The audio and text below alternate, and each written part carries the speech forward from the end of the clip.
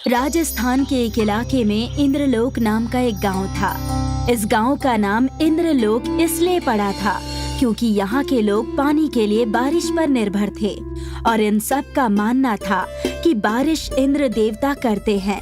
इसलिए यहाँ के लोग साल में एक बार इंद्र देवता के लिए बहुत बड़ा हवन करते हैं। हमारा ये गांव रेगिस्तान में होकर भी कितना अच्छा है ना? हाँ, हमारे गांव पर इंद्र देवता की कृपा है, नहीं तो रेगिस्तान में इतना खुशहाल गांव मैंने आज तक ना कभी देखा है और ना ही कभी सुना है। हाँ, ये तो है। इस गांव पर इंद्र देवता की कृपा है और उनके आशीर्वाद से ही यहाँ पर समय समय पर बारिश होती है जिससे इस सूखे रेगिस्तान में भी हमें पानी की कमी नहीं होती। इस हफ्ते इंद्र देवता के लिए एक बड़ा हवन होने वाला है। हम सबको अभी से उसकी तैयारी करनी चाहिए। हाँ, सही कह रही हो, तैयारी तो करनी है, पर मुझे आज अपने भैया को लेने के लिए एयरपोर्ट जाना है। आज वो विदेश से वापस लौट रहे हैं, इसलिए मैं आज नहीं आ पाऊंगा। कोई बात नहीं, तुम भैया को लेने चले जाओ, मैं यहाँ पर सब संभाल लूंगी। सुरेश अपने बड़े भाई को लेने के लिए एयरपोर्ट की तरफ निकल पड़ता है और सुप्रिया हवन की तैयारी में जुट जाती है। सुरेश कुछ समय बाद अपने बड़े भाई महेश को लेकर एयरपोर्ट से वापस गांव में लौटता है। महेश गांव में आकर बहुत खुश है। उसे यहाँ पर ताज़ी हवा, ताज़ा पानी और खुले आसमान के नीचे जीने में बहुत आनंद आ रहा है। अरे वाह, मेरा गांव तो बहुत खूबसूरत है। मैं तो खामखा सालों से विदेश में घुट घुट कर मर रहा हूँ। क्यों भैया, आपको विदेश में रहना पसंद नहीं है क्या? अरे नहीं, ऐसी बात नहीं है, पर वहाँ का आसमान इतना साफ नहीं है जितना कि यहाँ पर है। वहाँ तो चारों तरफ आसमान में धुंध ही धुंध दिखाई देती है। कहीं कंपनियों से निकलने वाला धुआं तो कहीं गाड़ियों का धुआं दिखाई देता है। वहाँ पर पीने का पानी बोतलों में भरा हुआ मिलता है, जबकि यहाँ पर कुएं का ताजा ताजा पानी पीने को मिल रहा है हाँ, ये बात तो है। हमारे गांव से सुंदर तो मुझे कोई दूसरी जगह लगती ही नहीं है। अब तो मुझे भी यही लग रहा है। मेरा तो ये गांव छोड़कर जाने का मन ही नहीं करेगा। महेश और सुरेश आपस में बातें कर ही रहे होते हैं कि तभी सुप्रिया इनके पास आती है। नमस्ते भैया। नमस्ते, कैसी हो तुम? मैं ठीक हूँ भैया, आप कैसे हैं? मैं भी ठीक हूँ, और अब यहाँ पर आकर तो मुझे और भी ठीक लगने लगा है। सुप्रिया के हाथ में एक थैला है जिसमें हवन की सामग्री है। अरे, ये तुम्हारे हाथ में क्या है? भैया, हमारे गांव में हर साल इंद्र देवता के लिए एक बहुत बड़ा हवन किया जाता है। इस बार भी वो हवन होने वाला है और उसका समय अब नजदीक आ चुका है, इसीलिए उसी की तैयारी कर रही हूँ। सुप्रिया की ये बात सुनकर महेश सोच में पड़ जाता है। इंद्र देवता के लिए हवन मतलब? आपको तो पता ही है, हमारे गांव का नाम इंद्रलोक है।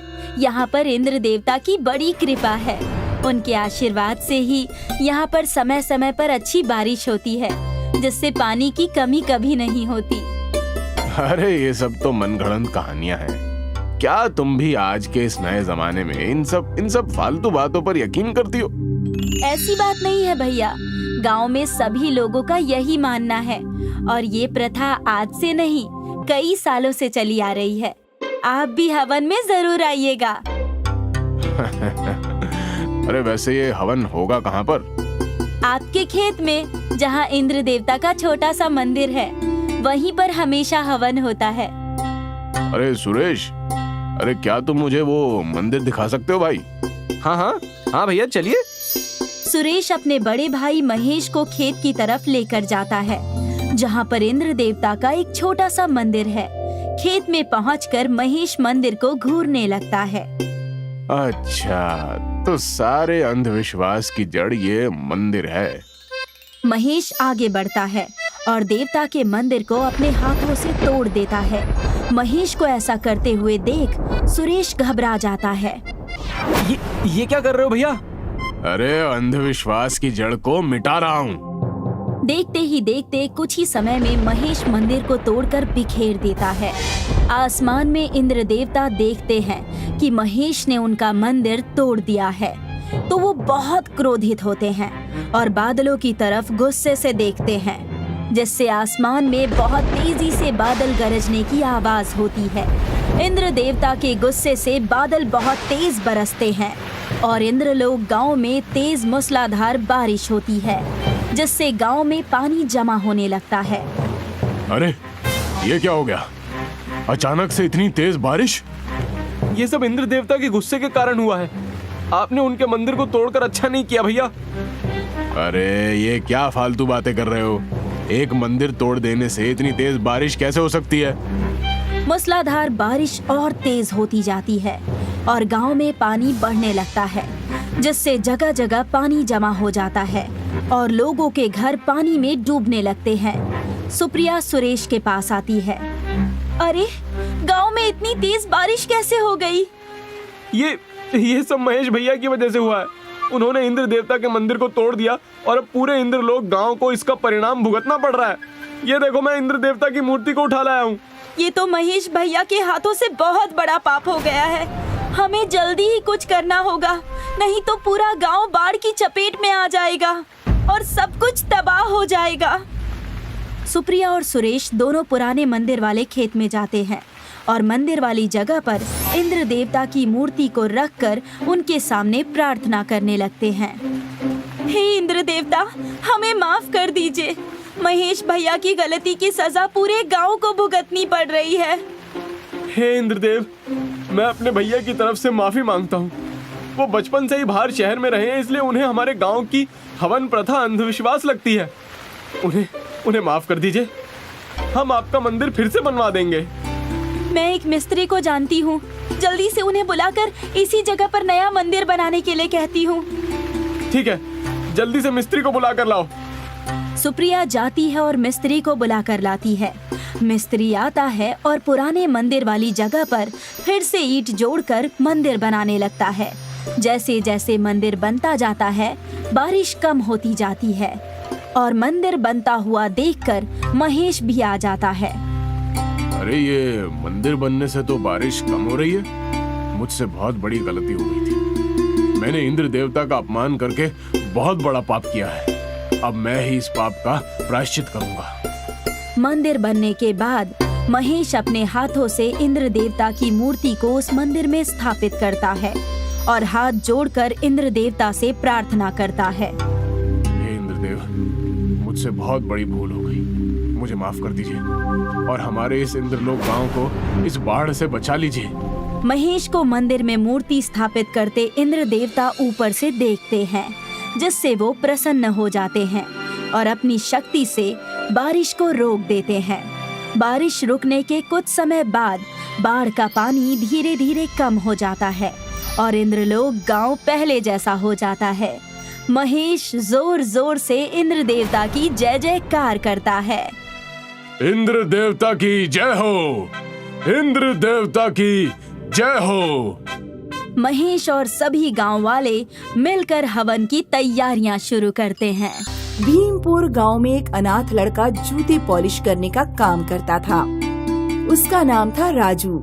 राजू रोजाना बाजार में बैठ जाता और आवाज लगाता, आइए साहब आइए, जूते पॉलिश करवाइए, क्योंकि साफ जूतों से ही तो इंसान की पहचान होती है। एक दिन एक आदमी ट्रक से उतरता है और राजू से कहता है, मेरे जूते पॉलिश कर दो। राजू जब उसकी जूते पॉलिश कर देता है तो वो आदमी कहता है, अरे वाह, तुम तो अपना काम बहुत मेहनत से करते हो। मैं तुम्हें पैसा तो देता ही हूँ, साथ में कुछ भुट्टे भी देता हूँ। मेरा गांव में बहुत बड़ा भुट्टे का खेत है। वो आदमी राजू को भुट्टे देकर चला जाता है। अरे इतने भुट्टे तो मैं खा नहीं पाऊंगा, क्यों न मैं इन्हें शाम को बाजार में बेच दूं। शाम को राजू मंडी जाकर अपने भुट्टे बेचने के लिए आवाज लगाने लगता है, खाइए ताजा और मीठे भुट्टे। एक आदमी आकर राजू से सारे भुट्टे खरीद लेता है और बदले में 200 रुपए देकर जाता है। मैं इन्हीं पैसों से और भुट्टे खरीद लूंगा और कल भी शाम को भुट्टे बेचूंगा। इस तरह राजू सुबह जूते पॉलिश करता और शाम को भुट्टे बेचता है। एक दिन एक छोटी लड़की राजू के पास आती है। भैया, क्या आपके पास पॉपकॉर्न है? नहीं, मेरे पास पॉपकॉर्न नहीं है, मैं तो केवल भुट्टे बेचता हूँ। जब लड़की चली जाती है तो राजू सोचता है, क्यों ना मैं भुट्टो की जगह पॉपकॉर्न बेचूं? राजू पॉपकॉर्न बनाने का सारा सामान खरीद लेता है और पॉपकॉर्न का ठेला लगाना शुरू कर देता है। कुछ ही दिनों में राजू का धंधा अच्छा चलने लगता है, क्योंकि गांव में राजू के अलावा और कोई पॉपकॉर्न नहीं बेचता। राजू जूते पॉलिश करने का काम छोड़ देता है। वो दिन में गांव में घूम घूम कर पॉपकॉर्न बेचता है और शाम को बाजार में अपना ठेला खड़ा कर लेता है। 8 साल बाद राजू एक सिनेमा हॉल के सामने पॉपकॉर्न की दुकान खोल लेता है। धीरे धीरे उसका धंधा इतना बढ़ जाता है कि गांव के हर नुक्कड़ पर राजू की एक दुकान होती है। एक दिन वही ट्रक वाला आदमी जिसने राजू को बहुत साल पहले कुछ भुट्टे दिए थे, बाजार में अपने भुट्टे बेचने आता है। राजू उस ट्रक वाले के पास जाता है। अरे अंकल, क्या आपने मुझे पहचाना? मैं वही जूते पॉलिश करने वाला लड़का हूँ जिसे आपने कुछ भुट्टे दिए थे। उन भुट्टों की बदौलत ही आज मैं यहाँ पहुँच पाया हूँ। राजू भुट्टों से भरा पूरा ट्रक खरीद लेता है और ट्रक वाले को अच्छे पैसे देता है। मनीषा एक भुट्टे वाली थी जो रोज गांव के एक किसान से भुट्टे खरीद कर बेचती थी। बहन जी, सारे ले लो। आसपास के किसी गांव में हमारे खेत जैसे मीठे भुट्टे नहीं हैं। ठीक है, 10 किलो दे दो। मनीषा गांव से शहर जाने वाली सड़क के किनारे अपनी दुकान स्वादिष्ट भुट्टे वाली लगाकर राहगीरों को सिके हुए भुट्टे बेचती थी। मीठे भुट्टे खा लो, भुट्टे मीठे। लो सेठ जी, मीठे भुट्टे खा लो, सिर्फ 10 रुपये का है। लाओ, एक भुट्टा दे दो। वाह, ये भुट्टे तो बहुत मीठे हैं। तो एक और ले लो। अरे नहीं नहीं, एक और खाऊंगा तो मेरा ये गुब्बारे जैसा पेट फट जाएगा। धीरे धीरे बहुत सारे लोग उसकी दुकान से भुट्टे खरीदने लगे, जिससे मनीषा के पास बहुत पैसे जमा हो गए। अब उसके मन में लालच आ गया। अगर मैं इन भुट्टों का दाम बढ़ा दूं, तो मेरी कमाई दुगनी हो जाएगी। और अगर मैं इन भुट्टों को सस्ते दाम पर खरीदूं, तो मेरी कमाई चौगुनी हो जाएगी। इस बार जब मनीषा भुट्टे खरीदने गई, तो उसने किसान को आधे पैसे ही दिए। अब माफ करो, इतने कम पैसों में भुट्टे नहीं दे सकता, मुझे नुकसान हो जाएगा। ठीक है, मैं किसी और किसान से ले लूंगी। मनीषा ने इस बार किसी और किसान से आधे दामों में भुट्टे खरीदे और बेचने लगी। भुट्टे ले लो, मीठे भुट्टे। ये भुट्टे तो कितने फीके हैं, इनमें तो बिल्कुल स्वाद नहीं है। बेस्वाद भुट्टों के कारण मनीषा की दुकान चलना बिल्कुल बंद हो गई। अब उसके पास खाने के पैसे भी नहीं बचे थे। मेरे पास तो इतने पैसे भी नहीं हैं कि मैं अच्छे भुट्टे खरीद सकूं। मनीषा ने पैसे कमाने के लिए एक नई चालाकी की। उसने एक भुट्टे पर नशे की दवा मिलाकर एक राहगीर को बेच दी। भुट्टा खाते ही कुछ दूर जाकर राहगीर बेहोश होकर गिर पड़ा और मनीषा ने उसके पैसे और कीमती सामान चुरा लिए। इतने सारे पैसे, मजा आ गया। ये तो बहुत ही आसान काम है, ऐसे तो मैं बहुत अमीर बन सकती हूँ। मनीषा इसी तरह मालदार राहगीरों को बेवकूफ बनाकर उन्हें लूटने लगी। एक दिन उसकी दुकान पर एक अमीर लड़का भुट्टे खरीदने आया। बहन, एक भुट्टा देना। इस लड़के के गले में इतनी मोटी सोने की चेन। इसे नशीला भुट्टा देती हूँ, जिसे खाते ही ये बेहोश हो जाएगा और मैं चेन लूट लूंगी। मनीषा ने जैसा सोचा वैसा ही हुआ। उस लड़के ने भुट्टा खाया और कुछ दूर जाकर गिर गया और मनीषा उसकी चेन निकालने लगी। तभी वो लड़का उठ गया। मनीषा ये देख घबरा गई। मुझे पता था कि तुम हो और वो हो जो राहगीरों के पैसे और कीमती सामान चुराती हो। मुझे बहुत दिनों से तुम पे शक था, लेकिन आज मैंने तुम्हें रंगे हाथों पकड़ लिया। अब पुलिस ही तुम्हें सजा देगी। मनीषा की लालची प्रवृत्ति के कारण न सिर्फ उसका धंधा चौपट हुआ, बल्कि उसे गलत रास्ते पर ले गया, जिसकी वजह से उसे सजा भुगतनी पड़ी। वसई गांव में एक पढ़ा लिखा नौजवान था, योगेश। योगेश की शादी उसी के गांव की एक लड़की शेवंता से हुई थी। शेवंता एक मच्छी मार परिवार से थी। शादी के बाद दोनों बहुत खुश थे। शेवंता योगेश को रोज टिफिन दिया करती थी और योगेश रोज अपने दफ्तर चला जाया करता था। इनकी जिंदगी अच्छी कट रही थी और फिर 2 साल बाद शेवंता ने एक बेटे को जन्म दिया। अब दोनों की खुशियों का ठिकाना नहीं था, लेकिन एक दिन योगेश हाथों में एक चिट्ठी लेकर घर लौटा और वो उस चिट्ठी को पकड़कर रोने लगा। काय झाला, तुम काय को रो रहे हो? मेरी नौकरी। क्या हुआ नौकरी को?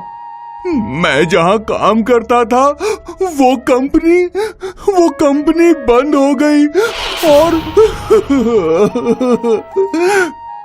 अगर भाई, लेकिन तुम रो मत। हाँ, तुमको कोई और नौकरी जरूर मिल जाएगी। लेकिन अब घर का खर्चा कैसे चलेगा?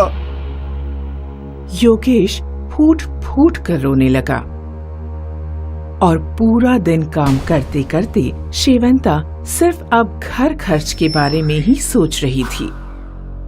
और रात को सोते समय, तुम फिक्र मत करो, मैं कुछ न कुछ जरूर कर लेगी। और फिर तुम भी दूसरी नौकरी ढूंढ ही रहे हो ना, ये बुरा वक्त है, जल्दी ही बीत जाएगा।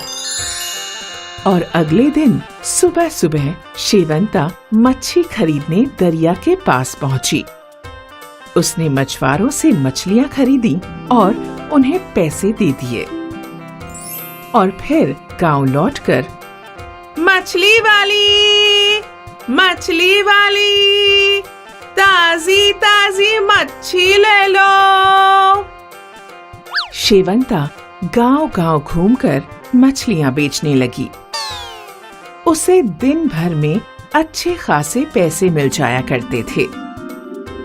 मिले हुए पैसे में से शेवंता कुछ पैसे अपने घर खर्च के लिए रखती थी और कुछ पैसे अलग से संभाल कर रख दिया करती थी।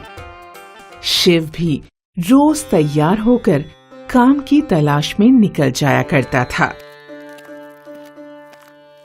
लेकिन रोज निराश घर लौटता था। ये सिलसिला कई महीनों तक चलता रहा। शेवंता रोज मछलियां बेचा करती थी। मछली वाली, ताजी ताजी मच्छी ले लो। और फिर शाम को जब योगेश निराश बैठा करता था तो वो उसे तेल की मालिश किया करती थी। एक दिन शेवंता ने देखा कि उसके जमाए हुए पैसे अच्छे खासे हो चुके थे। वो योगेश के पास गई। मैं क्या कहती है, तुमको नौकरी ही क्यों करनी है? तुम कोई व्यापार क्यों नहीं करते? व्यापार करने में पूंजी लगती है, वो कहाँ से लाऊंगा? शेवंता वो बचाए हुए पैसे ले आई। ये मैंने जमाए हैं, तुम इससे अपना व्यापार शुरू कर सकते हो। शेवंता के जमाए हुए पैसे देखकर योगेश की आंखें भर आईं।